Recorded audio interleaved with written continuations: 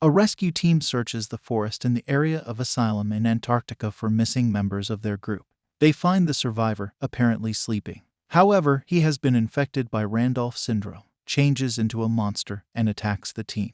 The illness is revealed to come from deep under the South Pole in a place called Asylum, which leads people to explore this new land to discover a cure for the disease or to find what treasure this new land holds. At Research City Southern Cross in southern Australia, Daniel is one of the applicants for a job as a sleeper for the Arctic Front in Asylum, hoping to become a hero. At the Arctic Front base in Asylum, Commander Nicholas Kruger, Chief Solvi Svein Grasby, Branch Chief James Chan, and Platoon 11 Commander Vera Rustamova all approved Daniel's application and appointed him to Platoon 11. Daniel goes on his first mission with Platoon 11 Leslie.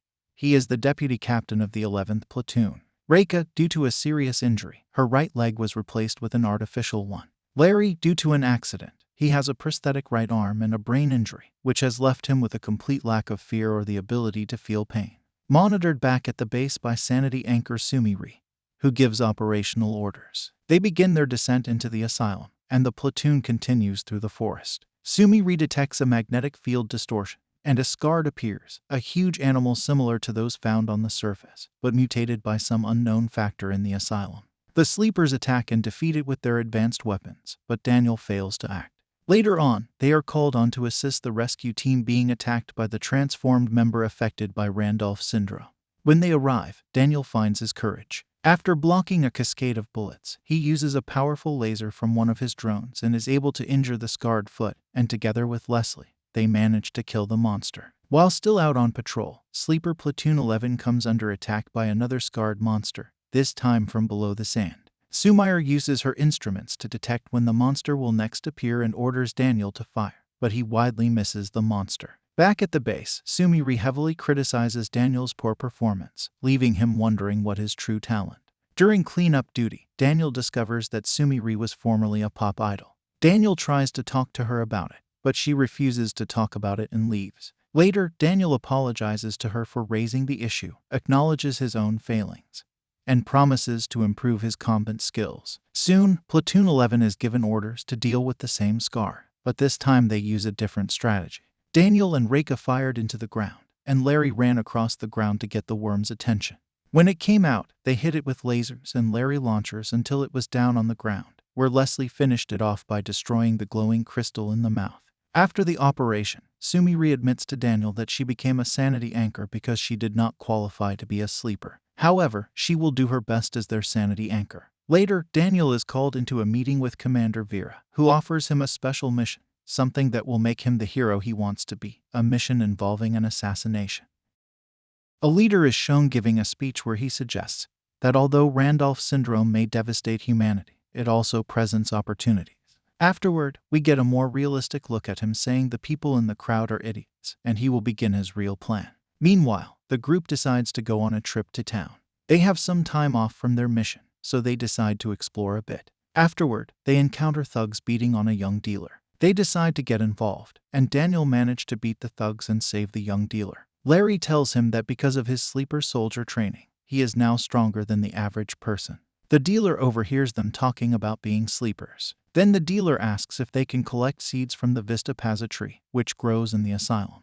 Daniel doesn't think this is a good idea, but Larry agrees and persuades Daniel to accompany him. In order to reach the asylum while not on duty, the two are forced to use an illegal backdoor. The place they find themselves in is known as the Oasis of the Asylum, and not many of the Scarred are around. While there, they encounter one of the exiles, a human who lives in the asylum. Larry asks the girl if she knows the location of the tree, but Daniel doesn't want the girl involved in their mission.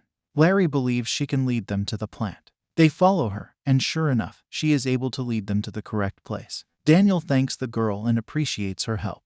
Then Larry reveals to Daniel that he wants to explore the asylum himself, hoping to learn more about Randolph syndrome. Suddenly they are attacked by a flying Scard, which seems to be after the exile girl, who is called LC. Just in time, Daniel saved LC from an attack by flying Scard. Daniel, Larry, and the girl find shelter in a nearby building. However, the flying Scard's still outside, waiting for them to come out. Daniel comes up with a plan to have him act as a decoy so that LC can escape.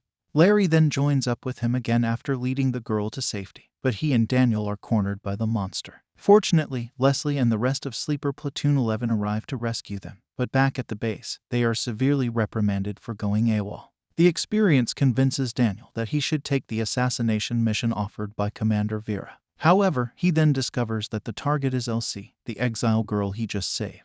On their next mission into Asylum, Sleeper Platoon 11 encounters an exile, and Leslie fights it off with their excellent sword-fighting skills. He cuts off the exile's hands and runs away, but afterward he criticizes the others for not helping out. Later, the rest of the team wonders about Leslie's past, so they investigate and track down some old images of Leslie together with Vera. Daniel notices in all their pictures together that there is always the same man standing behind them. Leslie invites Daniel out for a drink. Later, Leslie goes to the bathroom, and Daniel gets a call and goes out to see who's calling him. He sees a little girl and runs away. He tried to follow the girl, but Daniel was lured out and then ambushed by 3 cultist exiles. Daniel tries to fight back using a pipe that he just grabbed. Leslie arrives on the scene, and together they manage to defeat the cultist exiles. Leslie explained that the cultist exiles who have gone insane.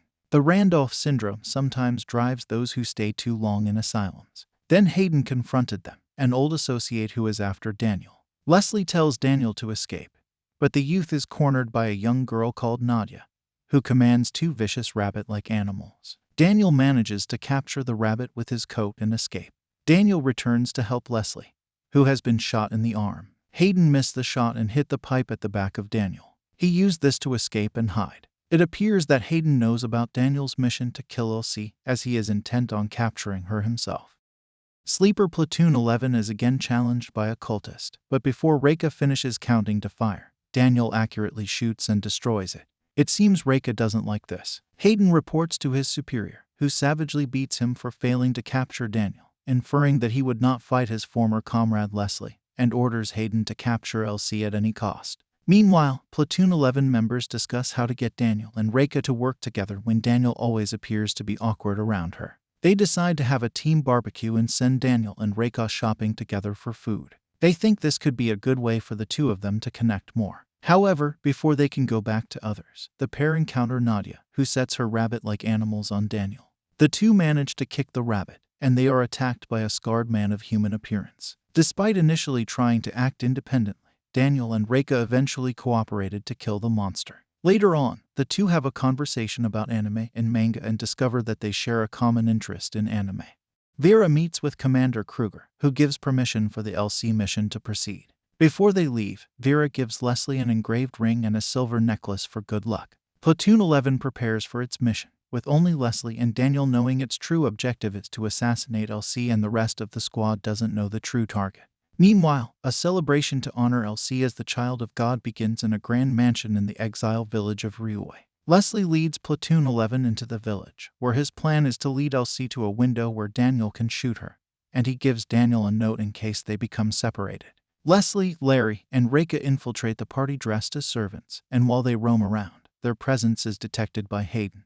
Leslie fights it off with excellent sword-fighting skills. Afterward, Leslie escapes and notifies Vera that their plan was leaked, but she refuses to call off the mission. Meanwhile, Reika manages to lure LC to a window by setting off a fireworks display, but Daniel hesitates to pull the trigger. Instead, he sees Leslie cornered by Hayden in the balcony. He saves Leslie instead by shooting off Hayden's arm, but the mission has failed. Platoon 11 begins their retreat back to the base, but they are pursued by a spider mech. Leslie tries to lure the spider to stop chasing after the team, but just as he successfully defeats it, Hayden catches up to the group and shoots Leslie's flying device with a sniper rifle, causing him to fall into the deep darkness below.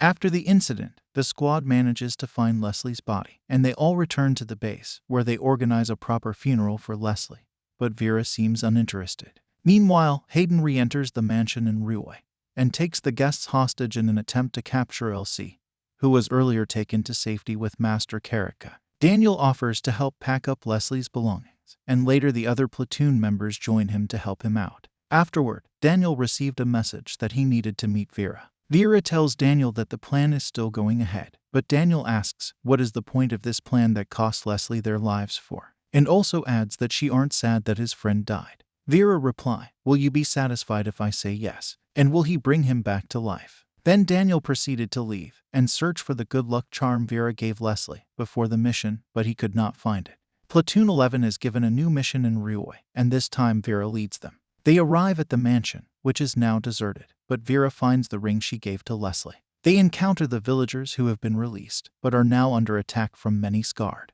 The platoon opens fire to get the attention of the monsters, but their weapon is not much help. Then Vera is much more effective when she attacks the monsters with a scythe-like weapon. She manages to take down numerous monsters on her own.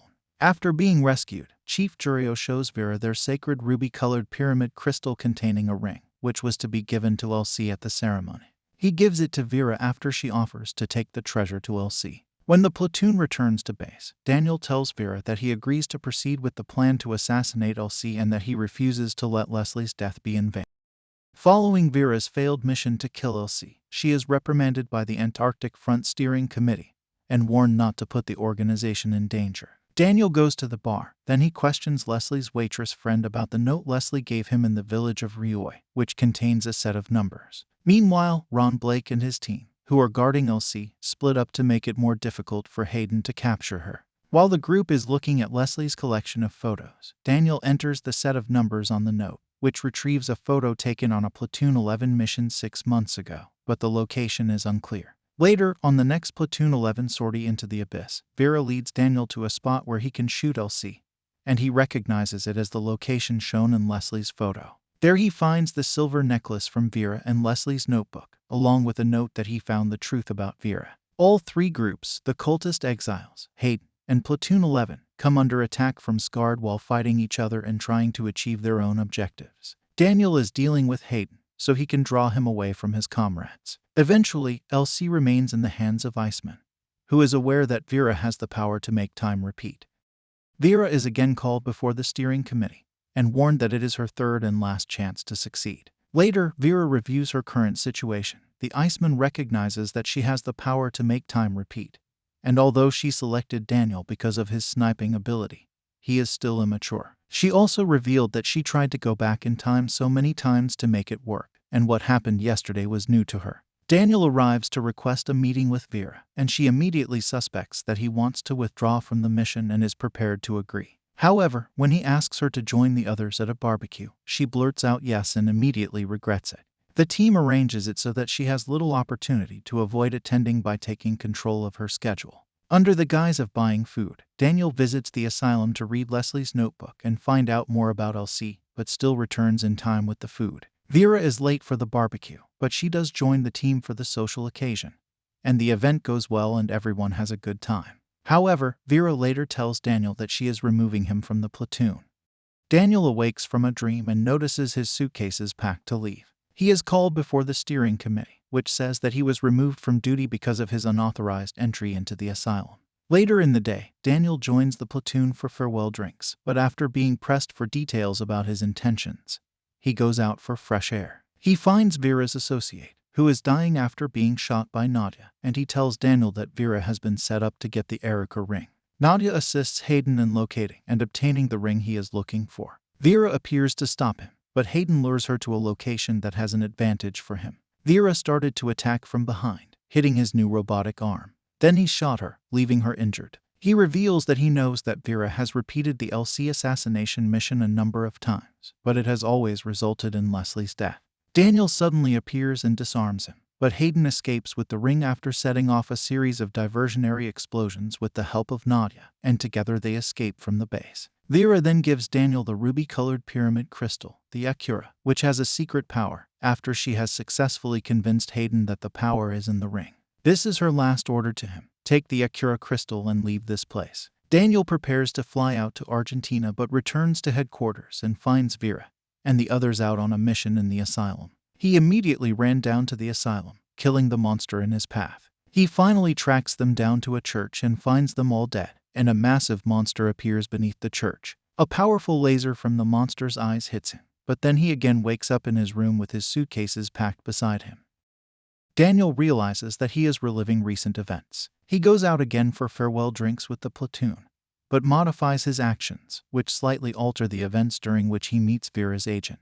Travels to the asylum and encounters Hayden and Iceman, where Larry and Reka fail to kill Elsie, who transforms into a monstrous Scarred, killing everyone. Even Daniel did not survive the attack. Daniel again wakes up in his room and repeats the same event. He gradually comes to the realization that since Vera gave him the Akira crystal, he has had the power to repeat events. He returned alone to the church to save Elsie. While they were running, they were attacked by cultist exiles, but he managed to defend her. Hayden then spotted them and shot them. Nadia took this opportunity to take Elsie. Just in time for his team to arrive, Hayden was taking care of Larry and Reka, while Vera and Daniel followed Elsie. Then, before they save Elsie, Daniel reveals that Vera's obsession to kill Elsie and prevent the sixth great extinction is an attempt to kill her younger self. If she kills Elsie, she will disappear too. However, they are late, and Elsie transforms into a monstrous scar, leading to the complete destruction of the Antarctic base and an eruption of fire. However, Daniel again wakes up in his room and realizes that Vera has experienced these events many times before and is desperate to stop the cycle from repeating itself. Daniel starts the day from the beginning, and this time he decides to do things differently more. He explains how the Akira gives him the ability to repeat time to his comrades, and they join him to defeat Nadia and Hayden. Daniel defeated Hayden with the sword of Leslie, and admitted he lose completely this time, and he knew Daniel was using the time repeat. Then he threw himself off the top of the building. Daniel then confronts Vera with the knowledge that she is the future Elsie, who has been pointless in trying to kill the young version of herself to prevent anyone from obtaining her destructive power. Platoon 11 heads into the abyss to prevent Iceman from merging with Elsie, and Vera joins them. Iceman begins the process, but the transformation is incomplete, and he becomes an unstable tentacled monster. He grabs Vera to prevent her from dying and repeating the past events, unaware that Daniel now has that ability. In a last-ditch attempt to break the cycle, Daniel thrusts the Akira into the center of the beast, destroying it, but not before his body is pierced by multiple spikes, fatally wounding him. However, Elsie is released, and he passes the Akira back to Vera. As he dies and fades from existence, his essence is transferred into the crystal, leading Vera to believe that he will return in the future. Thank you for watching till the end. Please don't forget to subscribe.